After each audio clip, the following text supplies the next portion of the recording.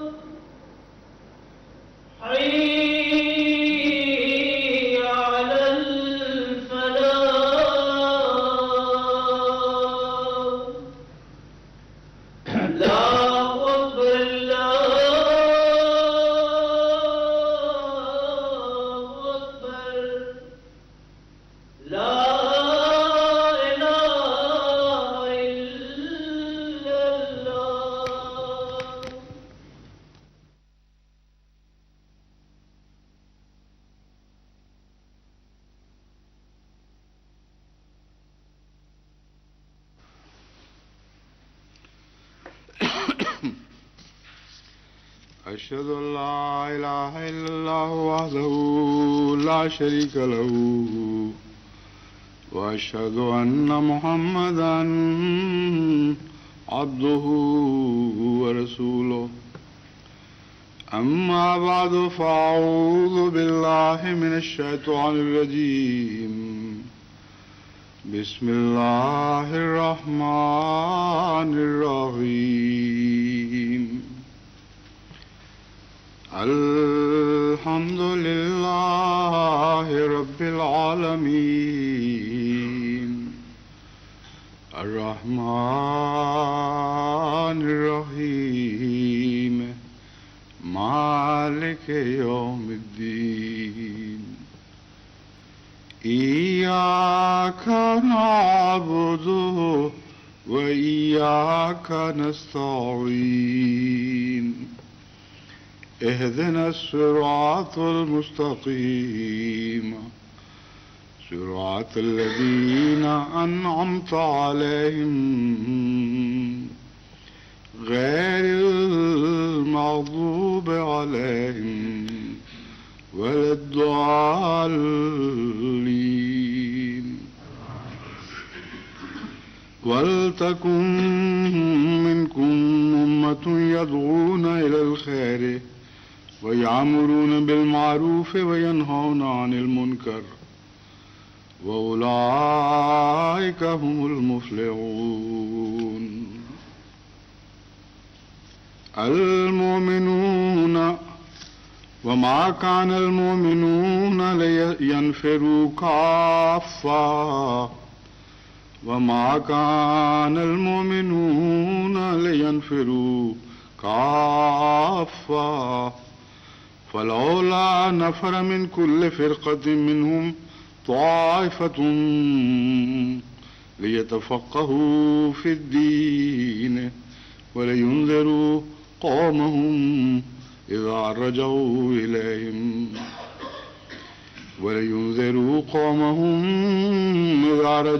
إليهم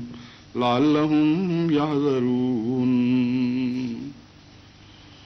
یہ دو آیتیں ہیں جن کی میں نے تلاوت کی ہے قرآن کریم کی دو الگ الگ صورتوں سے لی گئی ہیں. پہلی آیت سورہ آل عمران کی 105ویں آیت ہے اور دوسری سورہ توبہ کی 122ویں آیت۔ ان کا ترجمہ یہ ہے کہ چاہیے کہ پہلی آیت کا ترجمہ ہے کہ چاہیے کہ تم میں سے ایک ایسی قوم کھڑی ہو جائے جو لوگوں کو بھلائی کی طرف بلانے والی ہو اور نیکی کا حکم کرنے والی ہو اور بدیوں سے روکنے والی ہو۔ وَأُولَٰئِكَ هُمُ الْمُفْلِحُونَ، یہی وہ لوگ ہیں جو فلاح پانے والے ہیں۔ دوسری آیت کا ترجمہ ہے اور یہ ممکن نہیں کہ مومن تمام کے تمام بحیثیت قوم کلہم خدا تعالیٰ کے دین کی خدمت کے لیے یک دفعہ نکل کھڑے ہوں۔ اس لیے ضروری ہے، یا یہ ترجمہ یوں بنے گا فلولا نفر من، پھر ایسا کیوں نہیں کرتے کہ ان میں سے ہر ایک میں سے، ہر گروہ میں سے کچھ لوگ اپنے آپ کو خدمت دین کے لیے وقف کرتے رہیں اور پھر وہ مرکز میں پہنچ کر، جو مرکز ان کی تربیت کا مقرر کیا گیا ہو، تفقہ فی الدین حاصل کریں، دین کو سمجھیں اور ایسی قابلیت پیدا کریں تاکہ وہ دوسروں کو بھی سمجھا سکیں۔ تفقہ فی الدین صرف سرسری علم حاصل کرنے کو نہیں کہا جاتا، بلکہ گہرائی سے علم حاصل کرنے کو کہا جاتا ہے۔ چنانچہ اس کے بعد جو نتیجہ نکالا وہ بھی یہی ثابت کرتا ہے کہ یہاں تعلیم و تربیت کے لیے گروہ تیار کرنا مراد ہے۔ وَلِيُنذِرُوا قَوْمَهُمْ إِذَا رَجَعُوا إِلَيْهِمْ، تاکہ جب وہ واپس لوٹیں تو اپنی قوم کو ڈرائیں، اور لعلہم یحذرون، تاکہ وہ بدیوں سے بچنے والے اور ہلاکت سے بچنے والے بن سکیں۔ یہ دو آیتیں میں نے اس لیے آج کے خطبے کے لیے اخذ کی ہیں کہ جہاں کثرت کے ساتھ جماعت احمدیہ کو خوشخبریاں مل رہی ہیں اور فوج در فوج بعض علاقوں میں لوگ احمدیت میں داخل ہو رہے ہیں، وہاں اس کے ساتھ ہی ایک انذار کا پہلو بھی ہے، اور وہ انذار کا پہلو یہ ہے کہ اگر ہم ان کی تربیت سے غافل رہے، یہ احمدیت میں داخل ہوئے اور ویسے کے ویسے رہے جیسے پہلے تھے، یا ان کے ایمان کے استحکام کا انتظام نہ کیا اور ان کو ثابت قدم رکھنے کے لیے دعائیں نہ کیں، ان کی تربیت اس رنگ میں نہ کی کہ ان کی بدیاں مٹنی شروع ہو جائیں اور ان کے بدلے نیکی کے رنگ چڑھنے شروع ہو جائیں، تو یہ سارے جو نو مبائع ہیں یا جو احمدیت میں اور اسلام میں نئے داخل ہوئے ہیں، یہ خطرے کی حالت میں ہیں۔ کئی قسم کے خطرے ان کو درپیش ہیں۔ اول یہ کہ ایمان کے بعد اگر کچھ عرصہ انسان علم اور تربیت سے محروم رہے تو اسی حالت میں وہ پختہ ہو جایا کرتا ہے، پھر اس کو سمجھانے اور اس کی تربیت کرنے کے مواقع کم رہتے ہیں، اور اگر آپ سمجھانے کی کوشش بھی کریں تو وہ شخص جو تازہ ایمان لایا ہو اس کے سمجھنے اور اس کے تعاون کرنے کے نفسیاتی لحاظ طور پہ زیادہ امکانات ہیں، اور جو دیر تک اس حالت میں آ کر سرد ہو چکا ہو اس کے تعاون کرنے کے امکانات بعید ہیں۔ اس لیے نئے آنے والے کی حالت ایک بچے کی سی ہوتی ہے، ایک ایسے بچے کی سی حالت ہے جس کے کان میں اذان دینے کا حکم ہے اور جس کے دوسرے کان میں تکبیر کہنے کا حکم ہے۔ بس بڑے لوگوں میں سے بھی بعض بچے اسلام کو ملتے ہیں۔ حضرت صلی اللہ علیہ وآلہ وسلم نے پہلے دن کے بچے سے متعلق ہماری تربیتی ذمہ داریوں کو ایسے خوبصورت رنگ میں بیان فرما کر ان بڑے بچوں کی طرف بھی ہمیں متوجہ فرما دیا جو بعد ازاں اسلام میں داخل ہونے والے ہیں۔ اگر چھوٹے سے بچے کو جس کو ایک لفظ بھی بات کا سمجھ نہیں آتا، سمجھانا اسی دن سے شروع کرنا ضروری ہے جس دن وہ خدا تعالیٰ آپ کی گود میں ڈالتا ہے،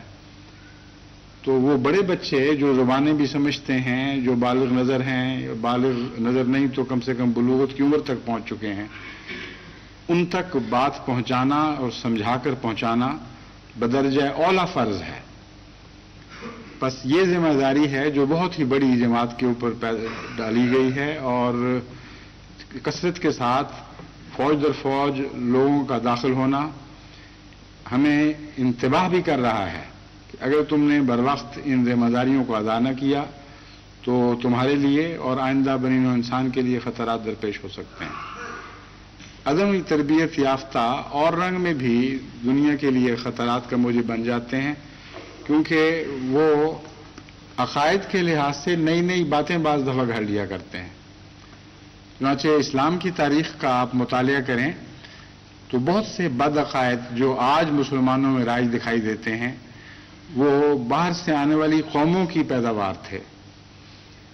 بہت سے فرقوں کی بنیاد اسی طرح ڈالی گئی۔ چنانچہ بادشاہ کا بیٹا بادشاہ ہونے کا تصور چونکہ ایران میں قدیم سے چلا آ رہا تھا،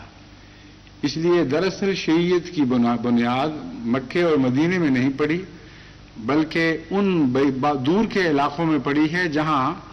ایسی قومیں بڑی تیزی سے اسلام میں داخل ہوئیں جنہوں نے ہمیشہ سے اپنے آباء و اجداد کو اسی طرح دیکھا کہ جس مرتبے پر کوئی فائز تھا اس کے بیٹے نے اس مرتبے کو گویا ورثے میں پایا۔ بس ان کے لیے اسلام کا انتخاب کا طریق سمجھنا مشکل کام تھا، لیکن یہ خیال کر لینا کہ حضرت صلی اللہ علیہ وآلہ وسلم کے جو خون کے لحاظ سے قریب ترین ہے، اگر بیٹا نہیں تو اس کے متبادل جو بھی ہے اس کو روحانی وارث ہونا چاہیے، یہ بہت آسان کام تھا۔ پھر حضرت عیسیٰ علیہ السلام کی آسمان پر زندگی کا عقیدہ دیکھیں، یہ بھی عیسائیوں کے فوج در فوج داخل ہونے کے نتیجے میں ان کے ساتھ چلا آیا، اور چونکہ حضرت عیسیٰ علیہ السلام کا نام لے کر آپ کی بعثت ثانیہ کا ذکر موجود تھا، اگرچہ آسمان پر چڑھائے جانے کا کوئی ذکر نہیں تھا، لیکن ان آنے والوں نے ان احادیث سے، ان پیشگوئیوں سے فائدہ اٹھاتے ہوئے یہ دوسرا پہلو بھی مسلمانوں میں داخل کر دیا۔ تو کئی قسم کے فتنے ہیں جو نئے آنے والوں کے ساتھ آ کر پہلوں میں داخل ہو جاتے ہیں۔ کئی قسم کی خامیاں ہیں جو پہلے نئے آنے والوں کو دے دیتے ہیں اگر ان کی اپنی تربیت نہ ہو۔ اس لیے قرآن کریم نے یہ بہت ہی عظیم الشان حکیمانہ نصیحت فرمائی، اور یہ تاکیدی نصیحت فرمائی کہ اول تو بہترین بات تو یہ ہوتی کہ سارے مومن ہمتاً اس کام پر لگ جاتے، لیکن چونکہ اللہ تعالیٰ بہتر جانتا ہے کہ تم لوگوں کو اور کام ہیں اور مصروفیات ہیں، اس لیے باری باری تم میں سے گروہ در گروہ ایسے لوگ ہوں جو اپنے آپ کو وقف کریں، وہ دین کی تربیت اس رنگ میں حاصل کریں کہ تفقہ حاصل ہو جائے ان کو، اور تفقہ کے نتیجے میں وہ دوسروں کے تربیت کرنے کے اہل بن جائیں۔ اس طریق پر وہ اپنی ذمہ داریاں ادا کر سکیں گے، اور اس کا یہ مطلب نہیں کہ صرف وہی چند لوگ ہوں جو ایک دفعہ آئیں۔ اس آیت سے میں یہی سمجھتا ہوں کہ یہاں ایک سلسلہ جاری کرنے کا حکم ہے، اور یہ ارشاد فرمایا گیا ہے کہ ایک وقت میں کچھ آ جائیں، پھر دوسرے وقت میں دوسرے آ جائیں، پھر تیسرے وقت میں تیسرے آ جائیں، اور اس طرح گویا رفتہ رفتہ پوری قوم اس تربیتی دور سے خود بھی گزر جائے اور دوسروں کو تربیت کرنے کی بھی اہل ہوتی چلی جائے۔ اس سے ملتا جلتا ایک نظام جماعت احمدیہ میں حضرت خلیفۃ المسیح الثالث رحمہ اللہ تعالی نے جاری فرمایا تھا، جس کا نام وقف عارضی ہے۔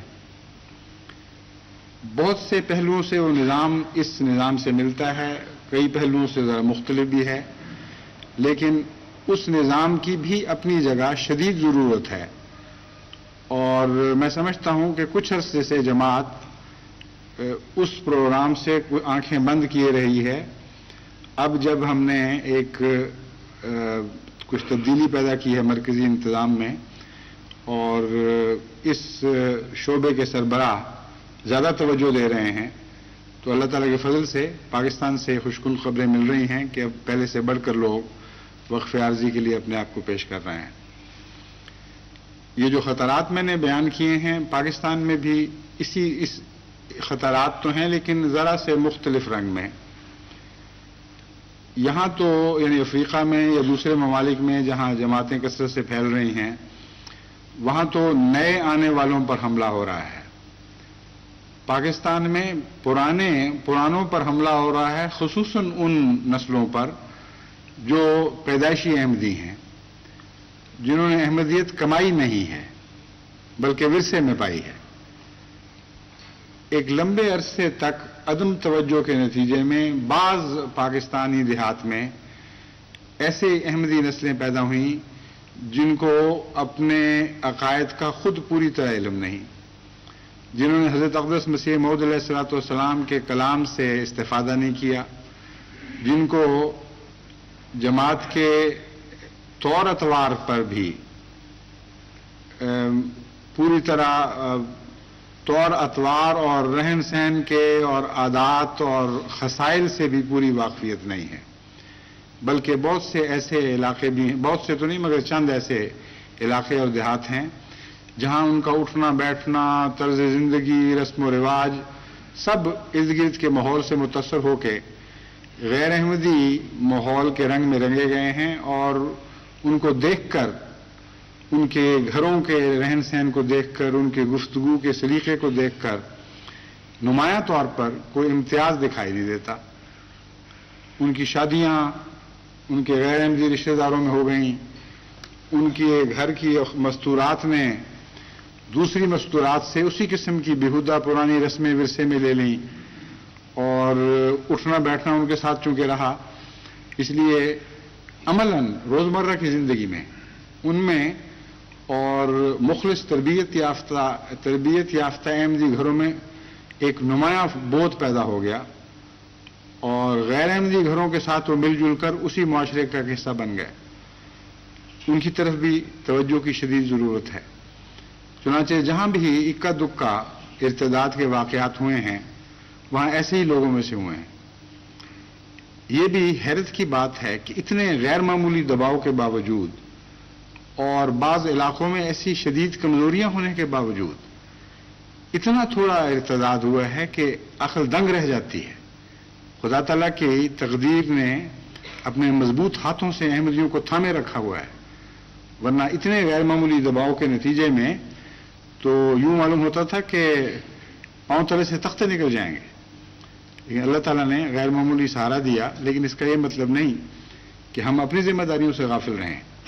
قرآن کریم نے جو کھول کر ذمہ داریاں ہم پر ڈالی ہیں، ہمارا فرض ہے کہ ان کو پہلے سے بڑھ کر آج کے حالات میں سر انجام دیں اور ان نصائح سے فائدہ اٹھائیں جو ہماری دنیا بھی سنوارنے والی ہیں اور آخرت بھی سنوارنے والی ہیں. پاکستان کے لیے تو اسی رنگ میں کثرت کے ساتھ واقفین عارضی کا جماعتوں میں بھجوایا جانا ضروری ہے جیسے پہلے چلتا چلا آ رہا ہے. لیکن جیسا کہ میں نے کہا تھا کچھ فرق ہے. قرآن کریم کی نصیحت یہ ہے کہ پہلے ان کو بلاؤ، ان کی کچھ تربیت کرو، پھر ان کو بھیجو. جو ہمارے ہاں وقف عارضی کا نظام جاری ہے اس میں جو شخص جس حالت میں اپنے آپ کو پیش کرتا ہے اسی حالت میں اس کو بھجوا دیا جاتا ہے.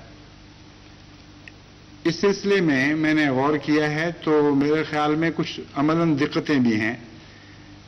یہ ممکن نہیں ہے غالباً پاکستان کے ہر حصے سے لوگ وقف کرتے ہوئے ربوہ پہنچ جائیں، پہلے وہاں جا کر تربیت حاصل کریں پھر واپس لوٹیں. لیکن ذیلی طور پر بعض جگہ یہ انتظام ممکن ہے. اسی طرح اگر کچھ لوگ اپنے آپ کو لمبے عرصے کے لیے وقف نہ کر سکتے ہیں اور تربیت کے لیے ان کے پاس اتنا وقت نہ ہو کہ وہ خود آ کر تفقع کریں، تو اس کا ایک متبادل طریق یہ ہے کہ وقف عارضی کا شعبہ پرانے واقفین عارضی کے فائلوں کا مطالعہ کر کے اس سے ایسے اقتباسات الگ کر لیں جو نئے واقفین کی تربیت کے لیے مفید ہوں. ان فائلوں میں کثرت سے ایسا مواد موجود ہے جس کو پڑھنا ہی اللہ تعالیٰ کے فضل کے ساتھ ہمارے نئے واقفین کو ایک نئی روشنی عطا کرے گا. بہت سے ایسے روحانی تجارب ہیں وہاں جن کا ذکر ملتا ہے کہ اگرچہ ایک آدمی ایک عام ادنا روحانی حالت لے کر وقف میں گیا، لیکن وہاں خدا کے فضل کے ساتھ ایسے نشانات دیکھے اور ایسے روحانی تجارب نصیب ہوئے کہ ایک نئی روحانی زندگی لے کے لوٹا ہے. اور ان واقعات کا مطالعہ بہت ہی ایمان افروز ہے. پھر جماعتوں کی کمزوریوں کے ذکر ملتے ہیں، کیا کیا کمزوریاں ہیں،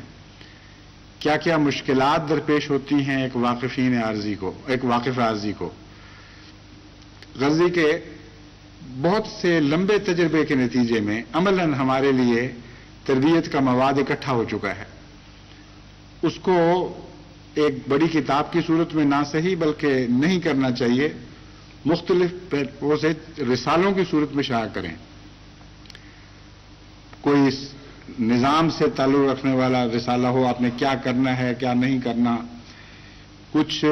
جماعتی حالات کے متعلق کہ اس قسم کے حالات آپ کو درپیش ہوں گے، آپ کو کیا کرنا چاہیے. پھر ایمان اور فوز واقعات سے متعلق رسائل ہوں. ان کو تباہ کروا کر جب کوئی شخص اپنے آپ کو عارضی طور پر وقف کے لیے پیش کرتا ہے، اس کو تحفتاً ایک پیکٹ بھجوائیں اور اس کو کہیں کہ اس کا مطالعہ کرے خوب اچھی طرح اور اپنے آپ کو جانے کے لیے تیار کریں. اس کے علاوہ بہت ہی ضروری ہے کہ جب وقف عارضی کا پتہ چل جائے کہ فلاں شخص واقف عارضی ہے، تو اسی جگہ سے جہاں تک ممکن ہو سکے اس کے لیے ابتدائی قرآن کریم کا ناظرہ سکھانا اور کچھ حصہ ترجمے کے ساتھ یاد کروانا اور کچھ حصہ عربی گرامر کے ساتھ ترجمہ یاد کروانا. یہ کام بہت ہی ضروری ہے، اسے فوراً شروع کروا دینا چاہیے. یہ بڑے لمبے مراحل ہیں تربیت کے. یہ کوئی جنتر منتر نہیں ہے کہ جو چند دنوں میں آپ پھونکیں تو آپ کو نتیجے حاصل ہو جائیں. پہلے تو لوگوں کو آمادہ کرنا کہ وہ دین کی طرف متوجہ ہوں، ایک بڑا مرحلہ یہ ہے. پھر جو آمادہ ہو جائیں ان کے لیے اساتذہ کا مہیا کرنا، یہ ایک بہت بڑا مرحلہ ہے. پھر کس طرح پڑھایا جائے، کیا پڑھایا جائے. جب آپ اس مضمون میں داخل ہوتے ہیں تو مرحلہ در مرحلہ اور مراحل ظاہر ہوتے چلے جاتے ہیں. ایک کو حل کریں پھر دوسرے کو حل کریں تیسرا. اب میں جب چند دن ہوئے ہارٹلے پول گیا، وہاں نو مسلم احمدی جماعت خدا کے فضل سے بڑی مخلص ہے اور ہر جانے والا دیکھ کر یہ تاثر لیتا ہے کہ اللہ کے فضل سے بہت ہی مستحکم، بہت ہی عمدہ، بہت ہی اخلاص میں بڑی جماعت ہے، اس میں شک نہیں. لیکن جب تربیت کے لحاظ سے ٹٹولیں تو علمی کمزوریوں کے لحاظ سے اتنے کثرت سے خلا دکھائی دیتے ہیں کہ انسان اس سے خوف محسوس کرتا ہے کہ ان خلاؤں کو پر کرنے کے لیے ہمارے پاس کوئی نظام نہیں ہے. ایک ہمارے یہاں لندن مسجد میں ہی ایک دوست تشریف لائے تھے. ان کی بڑی عمر میں آمین ہوئی یہاں. انہوں نے قرآن کریم ناظرہ بڑا اچھا پڑھنا سیکھا. تو انسان یہ سمجھ سکتا ہے کہ اب تو اللہ کے فضل سے قرآن کریم پڑھنے والے مل گئے، لیکن ان کو ترجمہ نہیں آتا. اب میں جب گیا ہوں ان سے میں نے پوچھا تو پتہ لگا بغیر ترجمے کے سب پڑھا تھا. تو سوال یہ ہے کہ ترجمہ سکھانا پھر آگے ایک بہت بڑا کام ہے. ان سے میں نے گفتگو کی، وہ اس بات پر آمادہ تھے کہ شروع میں آہستہ لیکن عربی زبان کے بنیادی قواعد سے واقفیت حاصل کرنے کے بعد ترجمہ سیکھیں، بجائے اس کے کہ صرف عربی پڑھ لی اور پھر انگریزی میں ترجمہ یاد کر لیا. کیونکہ قرآن کریم ایک ایسی کتاب نہیں ہے جس کو خالصتاً ترجمے کے ذریعے سمجھا جا سکتا ہے. قرآن کریم سے براہ راست استفادے کے لیے نہایت ضروری ہے کہ ترجمے کی بنیادوں سے انسان واقف ہو، یہ پتہ ہو کہ یہ ترجمہ کیوں کیا جا رہا ہے. عربی زبان میں فاعل کیا ہوتا ہے، مفعول کیا ہوتا ہے، مفعول بہی کیا ہوتا ہے،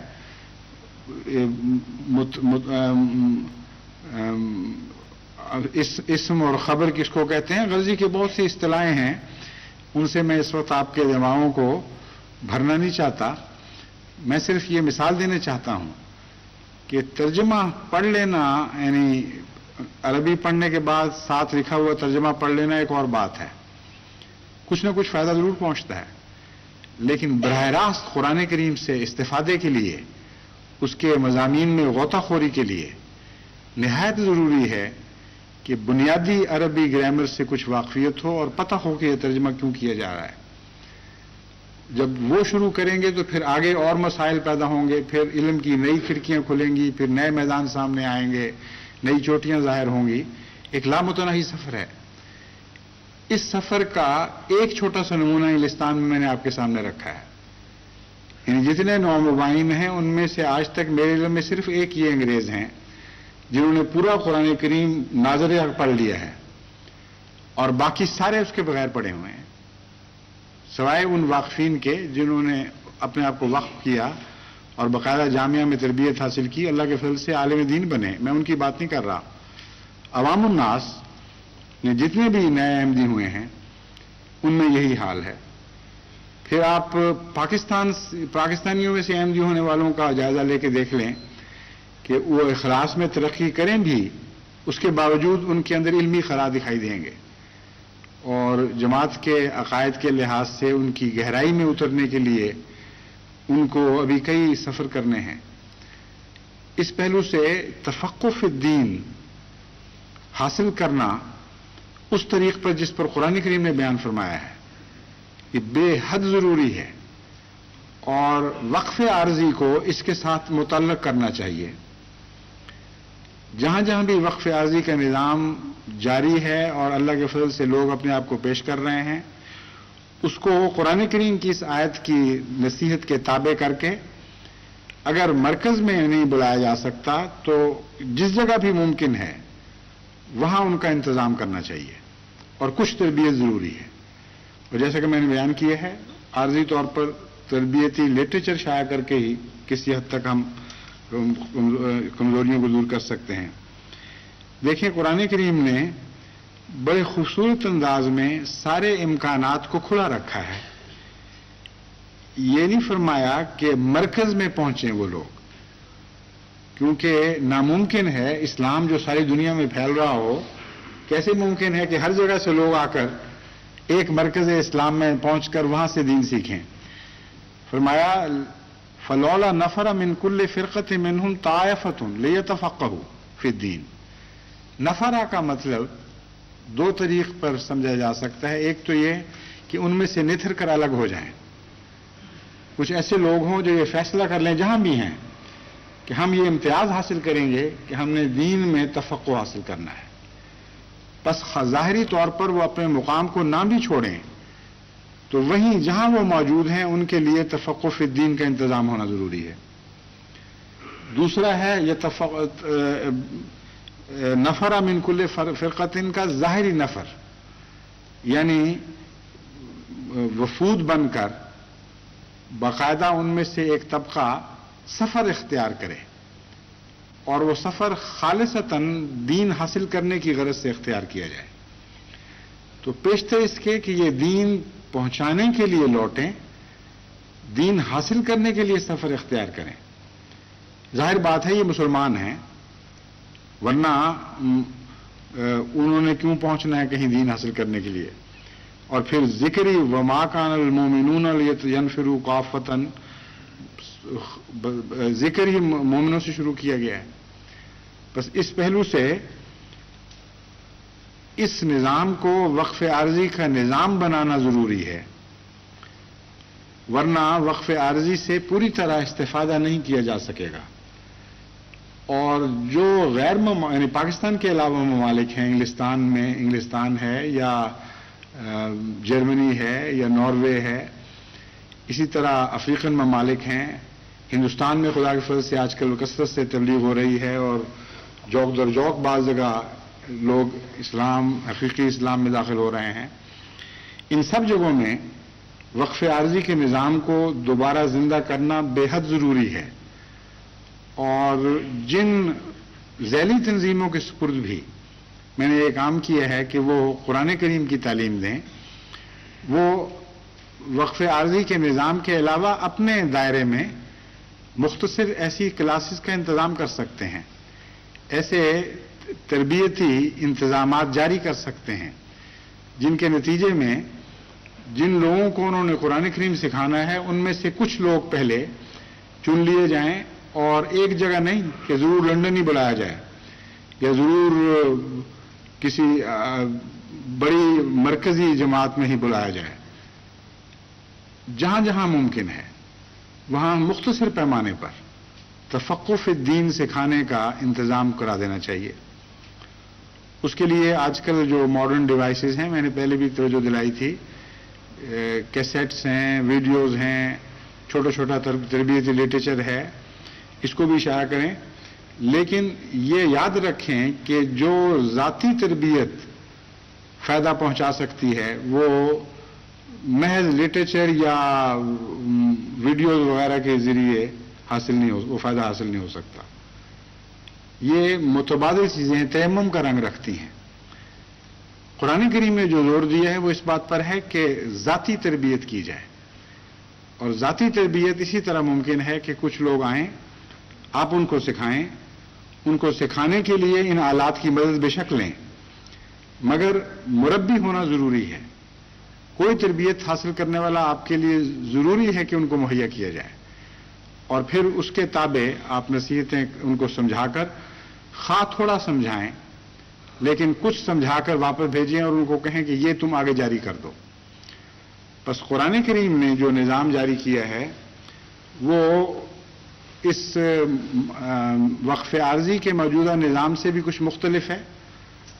اور بعض اہم پہلوؤں سے مختلف ہے، جیسا کہ میں نے بیان کیا ہے. اور قرآن کریم کی جو کلاسز کا ہمارے ہاں رواج ہے اس سے بھی مختلف ہے.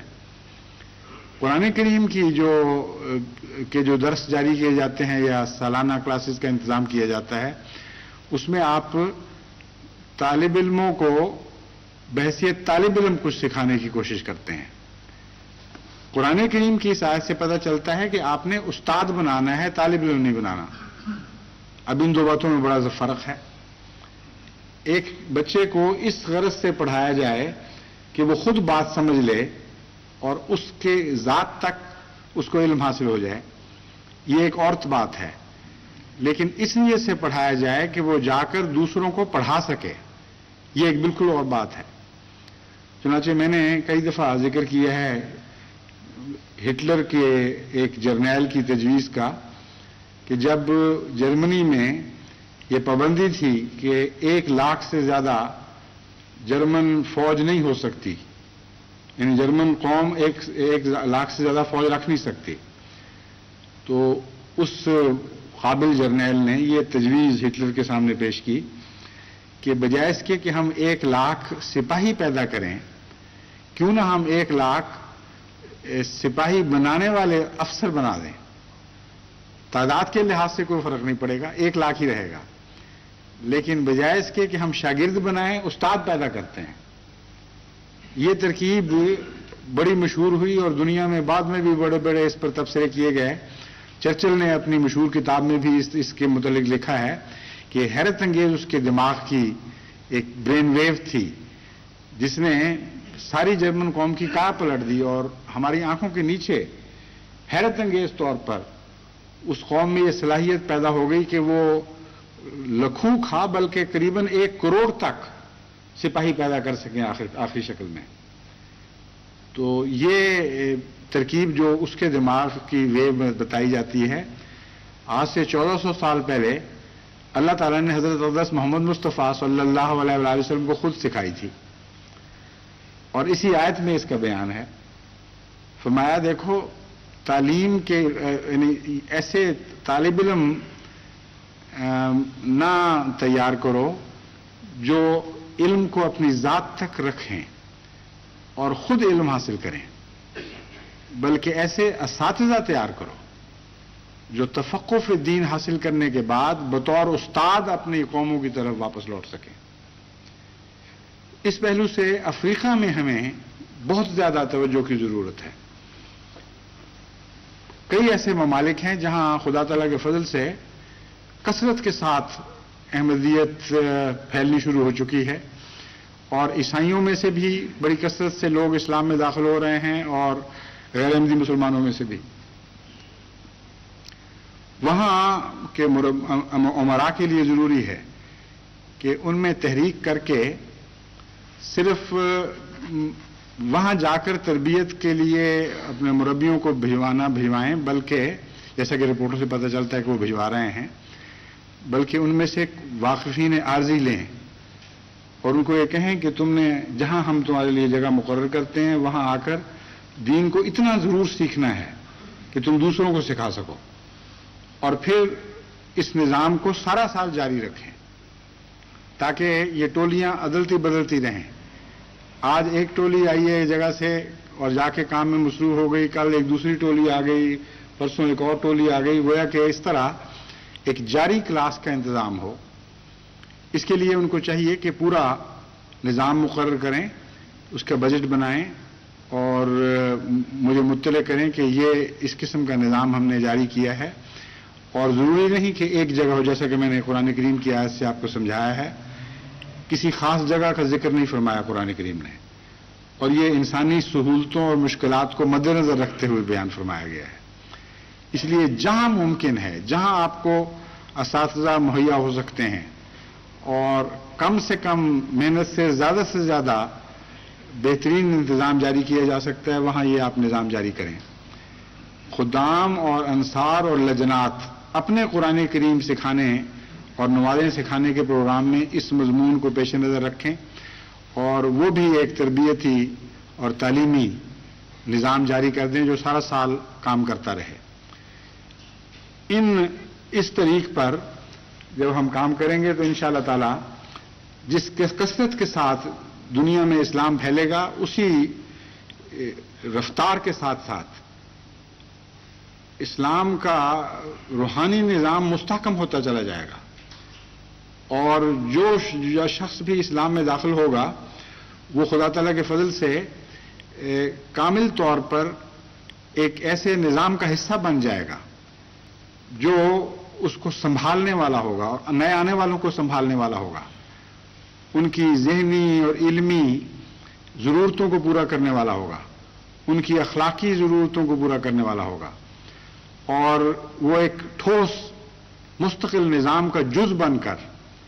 ایک عظیم قافلے کے طور پر شاہراہ اسلام پر آگے بڑھنے والے ہوں گے. یہ نہیں ہوگا کہ کچھ لوگ داخل ہوئے، رپورٹوں میں ذکر آ گیا، نعرہ تکبیر بلند ہو گئے، اور پھر 2 سال 4 سال کے بعد نظر ڈال کے دیکھی تو پتہ چلا کہ وہ سارے علاقے آہستہ آہستہ عدم تربیت کا شکار ہو کر واپس اپنے اپنے مقام پر چلے گئے ہیں. یہ وہ خطرات ہیں جن کے پیش نظر قرآن کریم نے یہ حیرت انگیز طور پر یعنی ایسی خوبصورت نصیحت ہمارے سامنے رکھی ہے کہ مضمون کے ہر پہلو پر نظر ڈالتے ہوئے نہایت ہی عمدہ الفاظ میں کامل احتیاطوں کے ساتھ ایک ایسا مضمون ہمارے سامنے کھول کر رکھ دیا ہے کہ جس کے اندر ہماری ساری تربیتیں ضروری پوری ہوتی دکھائی دیتی ہیں. بس میں امید رکھتا ہوں کہ جماعت اللہ تعالیٰ کے فضل کے ساتھ ان نصیحتوں پر عمل کرے گی اور بڑی تیزی کے ساتھ آگے بڑھنے کے ساتھ ساتھ استحکام کا پروگرام بھی جاری ہو جائے گا. جہاں تک پاکستان میں غیر احمدی علماء کا یا اور مخالفین کا یا حکومت کے کرندوں کا زور لگانے کا تعلق ہے، جیسا کہ میں نے بیان کیا اللہ کے فضل سے وہ اس میں ناکام ہوئے ہیں، لیکن اس کے باوجود یہ درست ہے کہ غلط فہمیاں بہت سی جماعت کے متعلق پھیلائی گئی ہیں، اور جس تیزی کے ساتھ جماعت نے پھیلنا شروع کیا تھا اس تیزی کے ساتھ وہاں اب نہیں پھیل رہی. لیکن اللہ تعالیٰ کے فضل کے ساتھ جو ان کی انتہا تھی وہاں تک وہ پہنچ چکے ہیں اور اب وہاں سے واپسی شروع ہو چکی ہے. میں نے بڑی باریک نظر سے تمام اس عرصے کا جائزہ لیا ہے اور سال بہ سال مقابلہ کر کے دیکھا ہے. میں آپ کو یہ خوشخبری بڑے وثوق کے ساتھ دیتا ہوں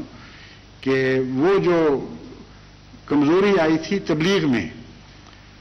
وہ دور بھی اب اپنی انتہا تک پہنچ کر واپس ہونا شروع ہو گیا ہے. جتنا زیادہ سے زیادہ وہ زور لگا کر نقصان پہنچا سکتے تھے وہ پہنچا چکے،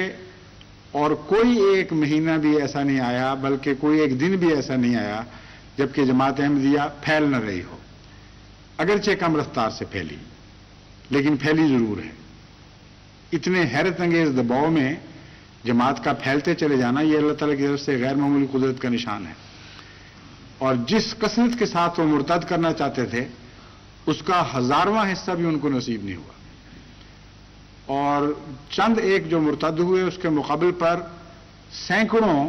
نئے احمدی اور بہتر لوگ اور مخلص لوگ جماعت کو عطا ہوتے رہے۔ مگر اب وہ جو کمزوری کا حصہ تھا، وہ دور اب طاقت کے دور میں تبدیل ہونا شروع ہو چکا ہے، کیونکہ گزشتہ 1-2 سال سے اطلاعوں کے مطابق مولویوں کی تیزی کے باوجود لوگ احمدیت کی طرف مائل ہونا شروع ہو چکے ہیں۔ اس لیے اس نظام کو اور مضبوط کرنا بہت ضروری ہے۔ وہ جتنا بھی زور لگائیں، یہ ایک بات یقینی اور قطعی ہے کہ خدا تعالیٰ نے حضرت اقدس مسیح موعود علیہ الصلوۃ والسلام سے جو وعدے کیے ہیں، جیسا کہ ہمیشہ وہ پورا کرتا چلا آیا ہے، اب بھی ضرور پورا کرتا رہے گا، اور کوئی نہیں جو اس کو بدل سکے۔ لیکن اگر ہم اپنے اندر مزید پاک تبدیلیاں پیدا کریں تو ان وعدوں کے ایسے مستحق بن جائیں گے کہ اگر وہ خدا نے پورے تو کرنے ہی ہیں،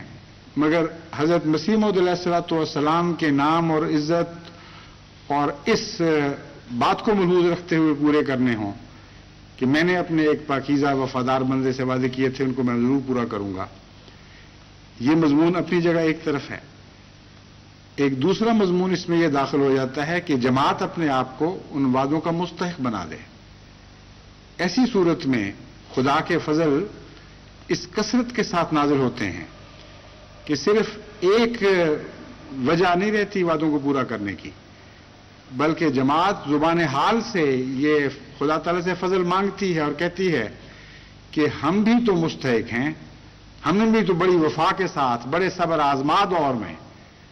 تیرے ساتھ اپنے تعلق کو قائم رکھا ہے، بڑی قربانیاں دی ہیں۔ اس لیے جو حضرت مسیح موعود علیہ الصلوۃ والسلام سے تو نے وعدے کیے وہ تو نے پورے کرنے ہی ہیں، ہم پر اس کے علاوہ بھی احسان فرما، اور اس کثرت کے ساتھ ہم پر فضل نازل فرما کہ دشمن دیکھے کہ بارش کی طرح تیری محبت بارش کے قطروں کی طرح ہم پر برس رہی ہے، اور وہ موسلادھار بارش بنتی چلی جا رہی ہے۔ یہ وہ دعا ہے جو دعا کرتے ہوئے اہلیت کی خاطر قرآن کریم کی نصاحت پر عمل کرتے ہوئے ایک مضبوط نظام کے تابع اپنی تربیت کی طرف توجہ کریں اور نئے آنے والوں کی تربیت کی طرف توجہ کریں۔ حضرت مسیح موعود علیہ الصلوۃ والسلام کا اب اقتباس پڑھ کر میں اس مضمون کو ختم کرتا ہوں۔ آپ فرماتے ہیں یہ لوگ خود سوچ لیں کہ اس سلسلہ کے برباد کرنے کے لیے کس قدر انہوں نے زور لگائے، اور کیا کچھ 1000 جانکاہی کے ساتھ ہر ایک قسم کے مکر کیے، یہاں تک کہ حکام تک جھوٹی مخبریاں بھی کی، خون کے جھوٹے مقدموں کے گواہ بن کر عدالتوں میں گئے۔ یہ جو واقعات حضرت مسیح موعود علیہ الصلوۃ والسلام کے ساتھ ہو رہے تھے، یہ سارے واقعات آج کثرت کے ساتھ پاکستان میں ہو رہے ہیں۔ اس کثرت سے جھوٹی گواہیاں احمدیوں کے خلاف دی جا رہی ہیں کہ بعض دفعہ غیر احمدی جج حیران ہو جاتا ہے، اور وہ کہتا ہے مولویوں کو مخاطب کر کے کہ خدا کا خوف کرو، داڑیاں رکھی ہیں تم نے، اسلام کے نام پر آئے ہو گواہی دینے والے، اور اتنے جھوٹ بول رہے ہو۔ کہتا مجھے دکھائی دے رہا ہے کہ تم جھوٹے ہو۔ چنانچہ بعض مقدموں میں احمدیوں کے حق میں فیصلہ کرتے ہوئے اس نے یہ بات لکھی، ان مجسٹریٹوں نے یا ججز نے اس بات کا اظہار کیا ہے کہ الف سے لے کر یہ تک سارا مقدمہ جھوٹ پر مبنی ہے، اور جتنے بڑے بڑے علماء گواہی دینے کے لیے کھڑے ہوئے تھے سب جھوٹے ہیں۔ حضرت مسیح موعود علیہ الصلوۃ والسلام کے ساتھ اس قسم کے سلوک کا آغاز آج سے تقریباً 100 سال پہلے ہو چکا تھا، اور حضرت مسیح موعود علیہ الصلوۃ والسلام ان سب باتوں سے خود گزرے ہیں۔ اس لیے پاکستان کے لوگ یہ نہ خیال کریں کہ وہ کوئی قربانیوں کے نئے میدانوں میں داخل ہوئے ہیں، ان میدانوں میں داخل ہوئے ہیں جن کا آغاز حضرت مسیح موعود علیہ السلام کے زمانے میں ہو چکا تھا، اور سب سے زیادہ مصیبتیں اس راہ میں خود حضرت مسیح موعود علیہ السلام نے جھیلی ہیں. چنانچہ فرماتے ہیں اور تمام مسلمانوں کو میرے پر ایک عام جوش دلایا اور ہزارہا اشتہار اور رسالے لکھے اور کفر اور قتل کے فتوے میری نسبت دیے اور مخالفانہ کارروائیوں کے لیے کمیٹیاں کی. یہ سارے کام جو آج پاکستان میں ہو رہے ہیں ان کا آغاز حضرت مسیح موعود علیہ السلام کے زمانے میں حضرت مسیح موعود کی ذات کو نشانہ بناتے ہوئے کیا جا چکا تھا. مگر ان تمام کوششوں کا نتیجہ بجز نامرادی کے اور کیا ہوا؟ بس اگر یہ کاروبار انسان کا ہوتا تو ضرور ان کی جان توڑ کوششوں سے یہ تمام سلسلہ تباہ ہو جاتا. کیا کوئی نظیر دے سکتا ہے کہ اس قدر کوششیں کسی جھوٹے کی نسبت کی گئیں اور پھر وہ تباہ نہ ہوا بلکہ پہلے سے ہزار چند ترقی کر گیا؟ بس کیا یہ عظیم الشان نشان نہیں کہ کوششیں تو اس غرض سے کی گئیں کہ یہ تخم جو بویا گیا ہے اندر ہی اندر نابود ہو جائے اور صفحہ ہستی پر اس کا نام و نشان نہ رہے. مگر وہ تخم بڑھا اور پھولا اور ایک درخت بنا اور اس کی شاخیں دور دور تک چلی گئیں اور اب وہ درخت اس قدر بڑھ گیا ہے کہ ہزارہا پرندے اس پر آرام کر رہے ہیں. آج جماعت احمدیہ اپنے روحانی آقا حضرت مسیح موعود علیہ السلام کو مخاطب کرتے ہوئے یہ عرض کر سکتی ہے کہ اے ہمارے آقا اب یہ درخت ہزاروں کو نہیں بلکہ لاکھوں کو پناہ دے رہا ہے اور ایک دو ملکوں میں نہیں بلکہ 120 ملکوں میں اس کی شاخیں پھیل چکی ہیں اور کثرت کے ساتھ روحانی پرندے اس درخت پر آ کر اس سے استفادہ کر رہے ہیں، اس کے پھل کھا رہے ہیں، اس کی شاخوں میں اس کی ساؤں میں پناہ لے رہے ہیں. بس یہ وہ درخت ہے جس کی آبیاری ہم نے کرنی ہے. اللہ تعالی ہمیں اس کی صحیح معنوں میں توفیق عطا فرمائے اور اس درخت کو ہمیشہ بیماریوں سے پاک رکھتے ہوئے صحت اور توانائی کے ساتھ پھولنے اور پھلنے میں اگر ہمارا خون بھی اس کی سیرابی کے لیے خون کی بھی ضرورت پیش آئے تو ہمیں اپنے کامل اخلاص کے ساتھ اس خون کو اس درخت کی آبیاری کے لیے پیش کرنے کے لیے ہمیشہ تیار رہنا چاہیے.